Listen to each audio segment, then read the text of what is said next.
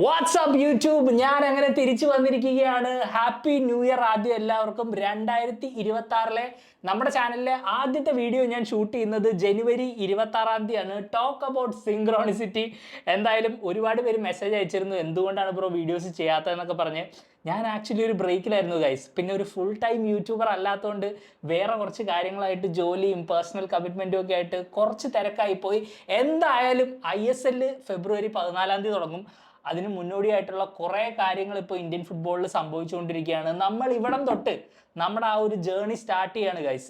ഈ സ്പേസ് ഞാൻ റെന്റിന് എടുത്തിട്ട് ആദ്യത്തെ ISL സീസണാണ്. ഞാൻ പ്രതീക്ഷിച്ച അത്ര വലിയൊരു ISL സീസൺ ആയിരിക്കില്ലെന്ന് നമുക്ക് എല്ലാവർക്കും അറിയാം.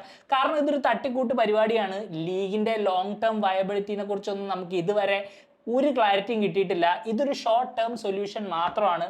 But it is better than nothing, right? League നടക്കാത്തതിനേക്കാളും നല്ലതാണ് എങ്ങനെയെങ്കിലുമൊക്കെ ഒരു ലീഗ് നടക്കുന്നത്. ഈ സീസണിൽ ഒരുപാട് പോരായ്മകളുണ്ടാവും.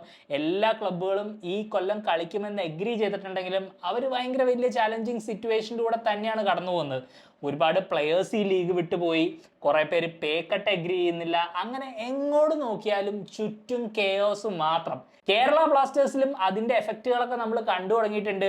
ലൂണ പോയി, നോവ പോയി. നമ്മൾ ഈ സീസണിന് വേണ്ടി ആക്ച്വലി സൈൻ ചെയ്ത 3 സൂപ്പർ താരങ്ങൾ, ടിയാഗോ, കോൾഡോ ബിയറ്റ, ഹുവാൻ റോഡ്രിഗസ്, അങ്ങനെ നമുക്കറിയാവുന്ന എല്ലാ ഫോറിൻ താരങ്ങളും ഇപ്പൊ ക്ലബ്ബ് വിട്ട് പോയിരിക്കുന്ന ഒരു അവസ്ഥയാണ്. എന്തായാലും പുതിയൊരു ലുക്കുള്ള ബ്ലാസ്റ്റേഴ്സിനായിരിക്കും നമ്മൾ ഈ സീസണിൽ കാണാൻ പോകുന്നത്. അതുകൊണ്ട് തന്നെ എന്താണ് പ്രതീക്ഷകളെന്ന് ചോദിച്ചു കഴിഞ്ഞാൽ പ്രത്യേകിച്ച് പ്രതീക്ഷകളൊന്നുമില്ല.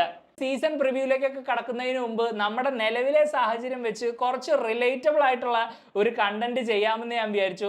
കേരള ബ്ലാസ്റ്റേഴ്സിന്റെ ചരിത്രത്തിൽ ആകെ മൊത്തം 40 നാഷണാലിറ്റിയിൽ നിന്ന് 81 ഫോറിൻ താരങ്ങൾ നമുക്ക് വേണ്ടി കളിച്ചിട്ടുണ്ട്.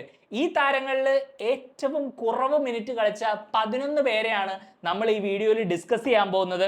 ഹുവാൻ റോഡ്രിഗസും കോൾഡോ ബിയേറ്റയും ടിയാഗോ ആൽവസും ഒക്കെ ഈ ലിസ്റ്റിന്റെ ഭാഗമാണ്. പക്ഷെ ഇവരാരുമല്ല നമ്പർ 1 പൊസിഷനിൽ.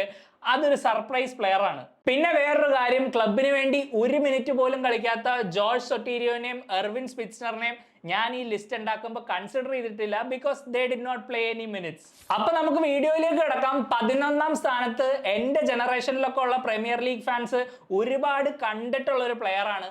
പണ്ട് വെസ്റ്റ് ബ്രോമിന് കളിച്ച ജിയാനി സൂയിവർലൂൻ. 2019-20 സീസണിൽ ഈൽക്കോ ഷട്ടോറിയുടെ ടീമിലാണ് ഈ ഡച്ച് താരം നമുക്കായിട്ട് പന്ത് തട്ടിയത്. ഏകദേശം 33 വയസ്സിനോട് അടുക്കുമ്പോഴാണ് സൂയിവർലൂൻ കേരള ബ്ലാസ്റ്റേഴ്സിൽ എത്തുന്നത്. തുടർച്ചയായ പരിക്കുകൾ അദ്ദേഹത്തെ വേട്ടയാടിക്കൊണ്ടിരുന്നു. അതുകൊണ്ട് തന്നെ വെറും 8 മത്സരങ്ങളിൽ 619 മിനിറ്റ് മാത്രമാണ് ഈ ഡിഫൻഡർ നമുക്ക് വേണ്ടി കളിച്ചത്. കേരള ബ്ലാസ്റ്റേഴ്സിൽ വരുന്നതിന് മുമ്പ് ഡൽഹി ഡൈനമോസിന് വേണ്ടി 20 മത്സരങ്ങൾ സൂയിവർലൂൻ കളിച്ചിരുന്നു.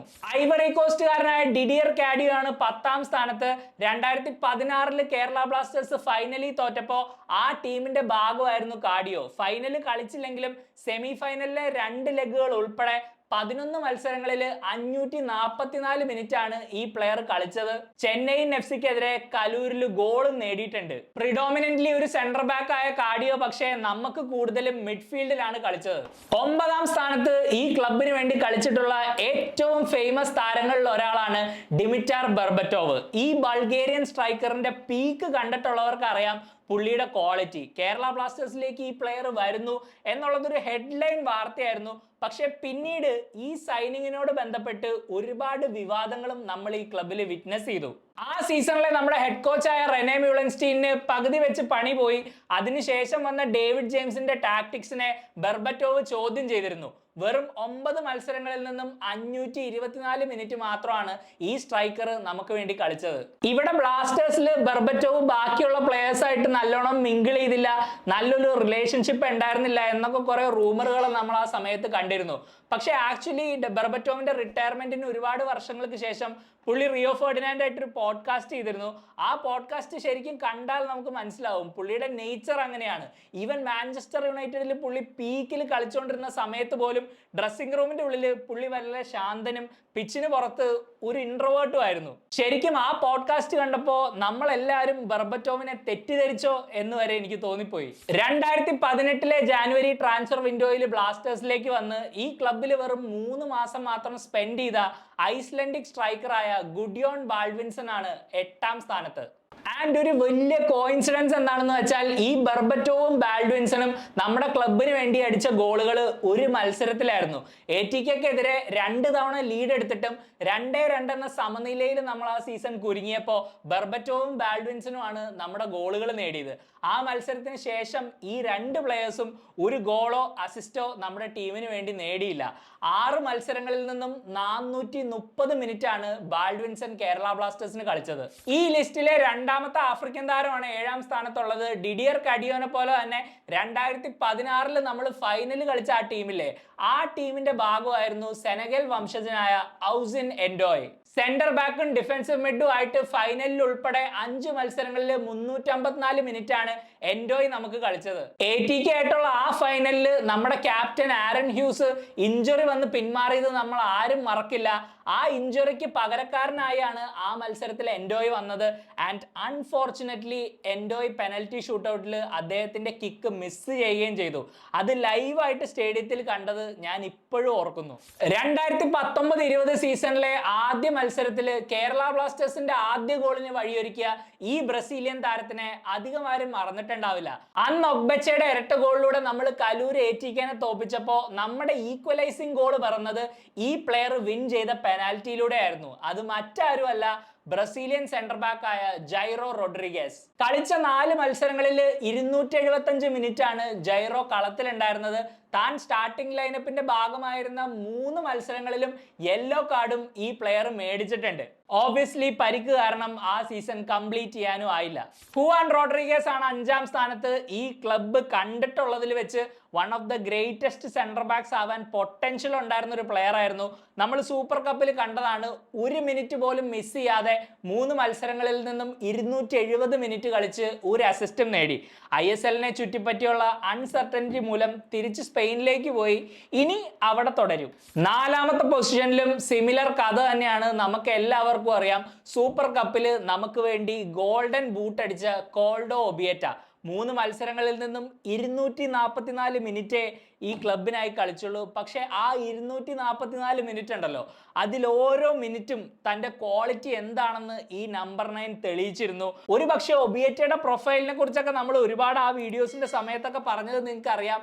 എല്ലാ കാര്യങ്ങളും ചെയ്യാനുള്ള കഴിവുള്ള ഒരു പ്ലെയർ ആയിരുന്നു. ഹെഡ് ചെയ്യാം, പ്ലേ ലിങ്കപ്പ് ചെയ്യാം, ട്രാക്ക് ബാക്ക് ചെയ്യാം, വർക്ക് റേറ്റ് ഉണ്ട്, എല്ലാം ഉണ്ടായിരുന്നു. ഒരു കംപ്ലീറ്റ് നമ്പർ 9 എന്ന് വിളിക്കാൻ പറ്റുന്ന ഒരു പ്ലെയർ ആയിരുന്നു. പക്ഷേ ഹുവാനെ പോലെ തന്നെ unfortunately he is not at KBFC anymore. And അതിനാരെ കുറ്റം പറയണമെന്ന് നമുക്ക് എല്ലാവർക്കും അറിയാം. ISLന്റെ 2ാം സീസണിലെ അവസാന മത്സരം മാത്രമാണ് 3ാം സ്ഥാനത്തുള്ള ഈ ബ്രസീലിയൻ സെന്റർ ബാക്ക് ആയ റോഡ്രിഗോ അറോസ് കളിച്ചത്. അന്ന് സാഞ്ചേസ് വാട്ടിന് ഇഞ്ചുറി പറ്റിയിട്ടാണ് അറോസ് പകരക്കാരനായിട്ട് നമ്മുടെ ടീമിൽ എത്തിയെന്നാണ് എൻ്റെ ഓർമ്മ. ഒരു ഫോർവേഡായ സാഞ്ചേസ് വാട്ടിനെ റിപ്ലേസ് ചെയ്യാൻ നമ്മൾ എന്തിന് ഈ ഡിഫൻഡറിനെ കൊണ്ടുവന്നു എന്ന് എനിക്ക് ഇപ്പോഴും അറിയില്ല. എന്തായാലും ആ സീസണിലെ അവസാന മത്സരത്തിലെ 90 മിനിറ്റ് മാത്രമാണ് ഈ പ്ലെയർ കളിച്ചത്. ഇനിയാണ് 2ാം സ്ഥാനത്ത് ടിയാഗോ ആൽവേസ്. എന്തൊക്കെ പ്രതീക്ഷകളായിരുന്നു ദൈവമേ, ഒടുവിൽ എല്ലാം പൂട്ടിക്കെട്ടേണ്ടി വന്നു. വെറും 68 മിനിറ്റ് മാത്രമേ ടിയാഗോ എന്ന പ്ലെയറിനെ ഒരു കേരള ബ്ലാസ്റ്റേഴ്സ് ജേഴ്സിയിൽ നമ്മൾ കണ്ടുള്ളൂ എന്നുള്ളത് ശരിക്കും അൺഫെയർ ആണ്. അത്രമേൽ നമ്മളെ ത്രില്ലടിപ്പിക്കാൻ കേപ്പബിലിറ്റി ഉള്ള ഒരു പ്ലെയർ ആയിരുന്നു Tiago. But thank you AFF, thank you Chaubeyji, he also left KBFC. ഞാൻ ഈ പ്രാവശ്യം നമ്മുടെ 3rd കിറ്റ് മേടിച്ചിരുന്നു. അതിന്റെ പുറകിൽ ടിയാഗോന്റെ പേരാണ് അടിച്ചിരിക്കുന്നത്. അതിനിപ്പോൾ എന്തായാലും ഇവിടെ എവിടെയെങ്കിലും ചില്ലിട്ട് വെക്കാല്ലേ. എന്തായാലും ഈ ഒരു സിറ്റുവേഷൻ നമുക്ക് ഉണ്ടാക്കി തന്ന AFFനും കല്യാൺ ചോബേജിക്കും എൻ്റെ പേരിലും എൻ്റെ സബ്സ്ക്രൈബേഴ്സിന്റെ പേരിലും വിനീതമായ ഒരു കൂപ്പുകൈ. അപ്പൊ ആരാണ് ടിയാഗോനേക്കാളും കുറവ് മിനിറ്റ് കേരള ബ്ലാസ്റ്റേഴ്സിൽ കളിച്ച ആ ഒരു ഫോറിൻ താരം? വെറും 51 മിനിറ്റ് മാത്രം നമുക്ക് വേണ്ടി കളിച്ച ഒരു മുൻ ഫിഫ വേൾഡ് കപ്പ് ജേതാവാണ് ഈ പ്ലെയർ. 2014-15 സീസണിൽ ഡേവിഡ് ജെയിംസ് പോയ ഗ്യാപ്പിലേക്ക് ഒരു മാർക്കി സൈനിങ്ങിനെ പോലെയാണ് സ്പാനിഷ് ഡിഫൻഡറായ കാർലോസ് മാർച്ചേനെ എത്തുന്നത്. പക്ഷേ തുടർച്ചയായ പരിക്കുകൾ അദ്ദേഹത്തെ വേട്ടയാടിക്കൊണ്ടേയിരുന്നു. ഡൽഹി ഡൈനമോസിനെതിരെ കലൂർ സ്റ്റേഡിയത്തിൽ വെറും 51 മിനിറ്റ് മാത്രമാണ് മാർച്ചേനയ്ക്ക് ഇന്ത്യൻ ഫുട്ബോളിലുള്ള സമ്പാദ്യം. പക്ഷേ സ്പെയിനിലെ ലലീഗയിൽ വലൻസിയ, സെവിയ, വിയറിയാൽ എന്നീ ക്ലബ്ബുകൾക്ക് വേണ്ടി കളിച്ച മാർച്ചേന 2008 സ്പെയിൻ യൂറോ കപ്പ് ജയിക്കുമ്പോഴും 2010 സൗത്ത് ആഫ്രിക്കയിൽ വേൾഡ് കപ്പ് ജയിക്കുമ്പോഴും ആ ടീമിലെ ഒരു ഇമ്പോർട്ടന്റ് ഭാഗമായിരുന്നു. That's it guys. ഈ 11 ഫോറിൻ താരങ്ങളാണ് കേരള ബ്ലാസ്റ്റേഴ്സിൽ ഏറ്റവും കുറവ് മിനിറ്റ് കളിച്ചിട്ടുള്ളത്. ഇതിൽ എത്ര പേരെ നിങ്ങൾക്ക് ഓർമ്മയുണ്ട്? ഈ 11 താരങ്ങളിൽ ആരാണ് നിങ്ങളെ ഏറ്റവും ഇംപ്രസ് ചെയ്ത പ്ലെയർ? തീർച്ചയായിട്ടും കമന്റ് ചെയ്യാൻ മറക്കരുത്. എനിക്കറിയാം നമ്മുടെ ടീം പുതിയ 2 ഫോറിൻ താരങ്ങളെ സൈൻ ചെയ്തിട്ടുണ്ട്. അതുപോലെ തന്നെ ISL പ്രൂവൺ ആയിട്ടുള്ള റൗളിൻ ബോർജസിനെയും നമ്മൾ നമ്മുടെ ടീമിലേക്ക് ആഡ് ചെയ്തിട്ടുണ്ട്. ഈ സൈനിങ്ങുകളെ കുറിച്ചുള്ള എൻ്റെ ഒപ്പീനിയനും കേരള ബ്ലാസ്റ്റേഴ്സിന്റെ സീസൺ പ്രിവ്യൂവും ഒട്ടും വൈകാതെ തന്നെ നിങ്ങളിലേക്ക് എത്തുന്നതായിരിക്കും. അപ്പൊ എല്ലാവരും വെയിറ്റ് ചെയ്യുക. പുതിയൊരു വീഡിയോ ആയിട്ട് ഞാൻ വീണ്ടും വരാം. അതുവരേക്കും you take care my bro. Bye for now.